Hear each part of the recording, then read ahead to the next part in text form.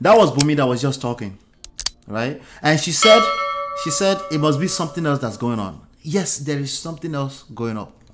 Like 3 weeks malice keeping is something else. You can actually change the name of that to something else. That is the something else that's going on. But of course, there are other things going on. There are resentments, right? Usually, this is not the first time it's happening. It's happening. No one is complaining after the first time they experience the first 3 weeks malice. I guarantee you, nobody is complaining. It's become a repetitive thing. They're exhausted. They are one leg in, one leg out. Somebody is about to leave the relationship. At least one of them. Okay? They are there, like it's broken already. It's created a lot of damages, even extended to extended family. It's not just, oh, it happened the first time, so I'm complaining. Usually that's not how it goes. It's happened for years. For years. The first time it happens, it's like normalized, it's just this way. No big deal, right? The second time is like, bro. The third time is like, wait, we're about to go through another 3 weeks? Like, no. Yeah, ma binu. When they say, I apologize, ma binu, and they say, sorry. This little seed of resentment is sown inside. So I'm the only one that has to apologize all the time, eh? That's what she was saying. That's what this person was saying earlier on when they generalized men. Yeah, Modele. That's what she was saying. Because she just is sorry so we can move on. But the issues are never addressed. One, because you don't want to have to deal with somebody shutting down on you again or yelling at you or some kind of abuse, either verbal or emotional, shuts down, right? You don't want to deal with that, right? But issues are not being addressed. You're somebody's child. Something's going to break at some point. There's going to be a breaking point at some point. That's when people say, we don't beg and you know, accept. Because they didn't see everything that happened behind the scenes before that point. Let's keep going. I can't imagine. Yeah. Yeah, so we have a lot of malice keepers in the building. All of you be reporting yourself one after the other. Unique said, I'm the worst malice keeper. We eventually engage in the conversation with the person. So you can keep it depends on who you are with, though. All these malice keepers. So when she said we'll eventually engage in the conversation with the person, sometimes you don't know if it's already too late. Right? Sometimes it might be just too late. Right? And sometimes that person is also abusive to you in other ways. Right? And you don't know if you're the one fueling it. You're probably the one fueling it. You're probably the one enabling it. Right? So it's a vicious cycle of toxic relationship. People should work on it too. It's not a good thing. Yeah. It's not a good thing. Work on it because it depends on who you are with too. You can keep married with somebody and they will just leave and that's the end of the marriage. That's exactly what she did. People should work on it. Let's not celebrate what is not good. I'm happy that you people have been vulnerable by sharing that you are malice keepers, but until that malice is not good. Silent treatment is not good. Yeah. It's not. We need to work on it. You can't say, oh, okay, you are keeping malice. What for? What have you achieved? What do you think? Has anybody who is listening, please give us a thumbs up. We have 485 people watching. Have you ever achieved anything by keeping malice? Let me answer that question for Auntie B. They have achieved something, but what they achieve is short-term solutions. Remember, people just don't do this because they want to be evil. They do it because it's an avoidant style, right? They are avoiding pain, okay? I think some people call it attachment style, right? They once it gets toxic, they will avoid you like a plague, okay? It's not something that they have to think about so hardly, okay? They might defend it about 40 years down the line, but because they see that, okay, I accept, it's just me. No, don't accept that too. It can be changed. It starts with self-awareness, like Auntie B said, right? But what they're gaining from it is short-term relief of the pain of engaging in that conversation, right? They don't, and so why does it extend beyond 24 hours? It gets awkward, but they are comfortable in that type of pain rather than confronting the issues or any type of hard conversations, right? The reality is that you don't have to engage hard conversations in your romantic relationships forever. It just takes two people that have managed to come to a table where they are coached properly. No, it's not. People say, oh, sometimes you have to have hard conversation. I barely have hard conversation with my wife. Okay?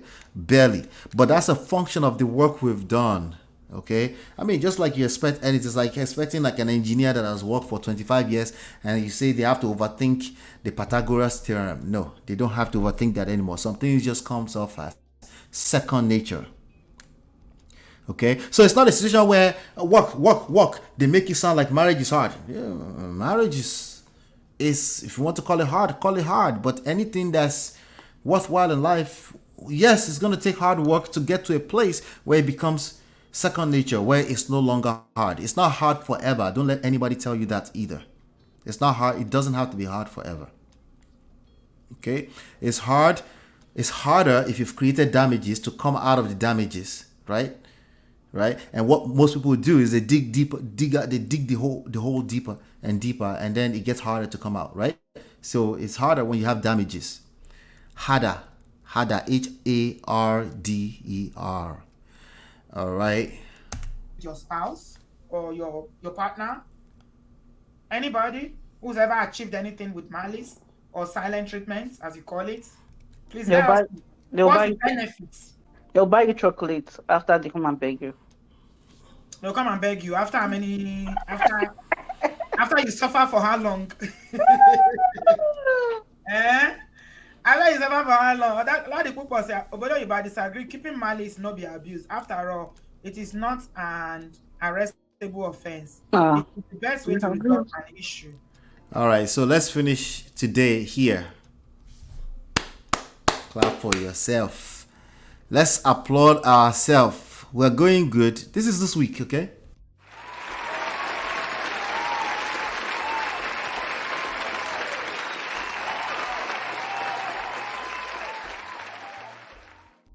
All right, so let's address this one on the screen before we leave. Obodo Yibo, I disagree. Keeping malice no be abuse. After all, it is not an arrestable offense. I don't even know how to answer this one, honestly. It's not. First of all, it's not a question. It's a statement.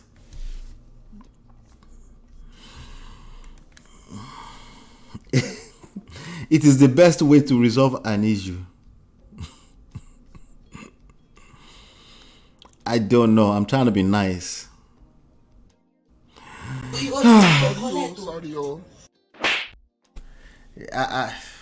Yeah, let's leave that one alone. Okay. That person is wrong.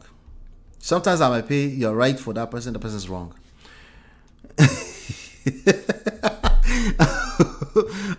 Arrestable as how? Okay, let's just leave that alone. I can't, no. Sometimes you're like, let's just dignify it with diplomatic. Like, no, not everybody, not every statement needs to diplomatic energy. Yeah. Yeah, I think the person was trolling. Especially when they start with I disagree. They troll to be so every now and then. He had many weird comments on that day. Oh, he did. Oh, okay. So let's not worry about it. All right. But I think today, okay, I guess we're not going to get to Uncle Beno's session today. Today, I think just the definition, what we're discussing is silent treatment. Okay. Silent treatment. I'm going to leave you with this today. Also we have an old chapter in this book called Silence is Golden.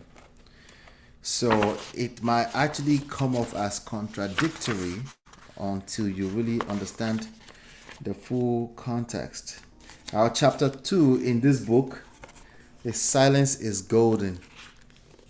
But really what he's talking about is that if you are engaged with a person that's giving you silent treatment, it's an opportunity.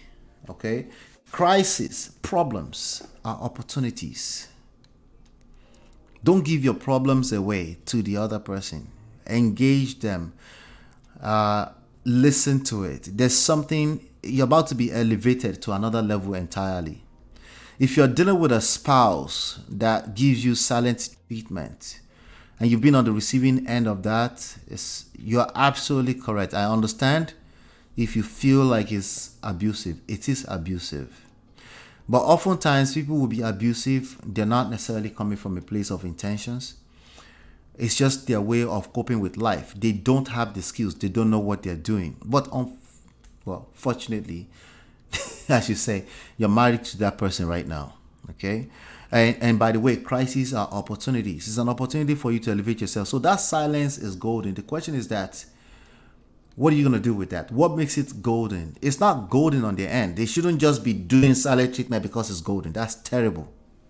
Okay? But if somebody is giving you silence, it's an indication that they need space.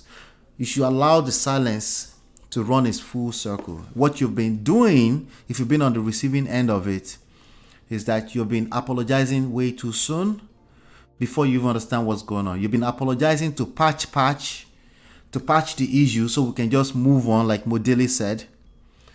And you find yourself in the same potopoto again just a few days later or a few weeks later. Anytime there's a crisis, you will find yourself in that space again. You should allow it to run its full cycle. Now, running its full cycle will shock them. Okay? It's not indefinite. No, you cannot live with the person who is giving you silent treatment forever. It's not sustainable. No, you can't. Okay? Something will break at some point. But I'm saying it's a cycle. This particular one going on is a cycle. Let it run its course. What are you going to do? What is going to make it golden is the question. It's an opportunity for you to engage your personal self-improvement. Okay? You need the space more than you realize yourself. You need the space. You just have been spending most of your energy appeasing the other person. And you have resentments that you must now process and get rid of. So take advantage of this cycle while it's running its course to work on that. By the time you get back to the cycle run itself, you know what it looks like. They'll come around, they act like everything is good. They act like they got them near just didn't talk to you for like 3 weeks. Like, literally, like, are you mad? Right? They act like that. It's okay. It's the cycle that just finished. Okay? When that happens, now they have to earn. They have to do the work.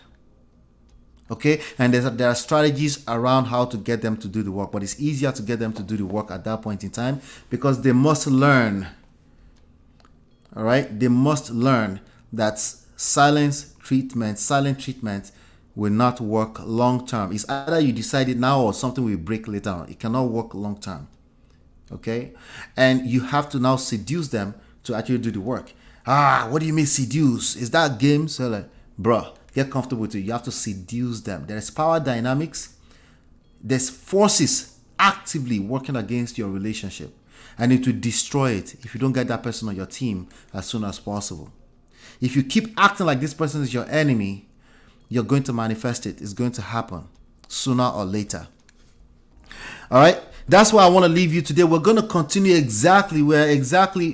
this, we're exactly 55 minutes point.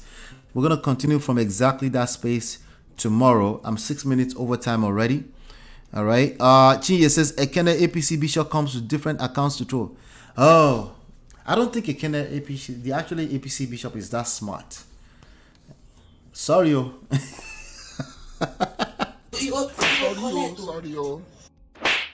Sorry.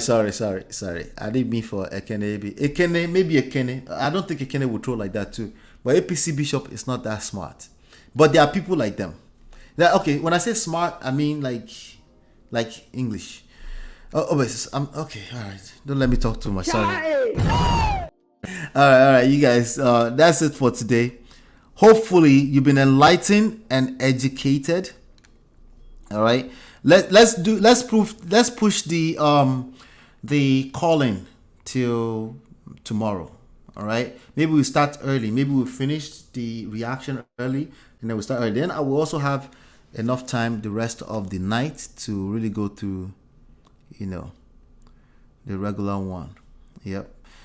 All right. Thank you, D Love. I see you in the background there. Ekene APC Bishop is not the real Ekene or APC Bishop. These niggas are the same people. Okay? They're the same people. But you know what I mean? Not the same person, but the same people. Mindset wise. Same people. But they're all our brothers. We're gonna teach them. They're all here. They're listening behind the scenes. We're gonna teach ourselves. We're gonna rub minds together, learn together until we get this right. Trust me, it's working. Trust me when I tell you it's working. Please hit the like button on your way out. Thank you. Hit the like button on your way out.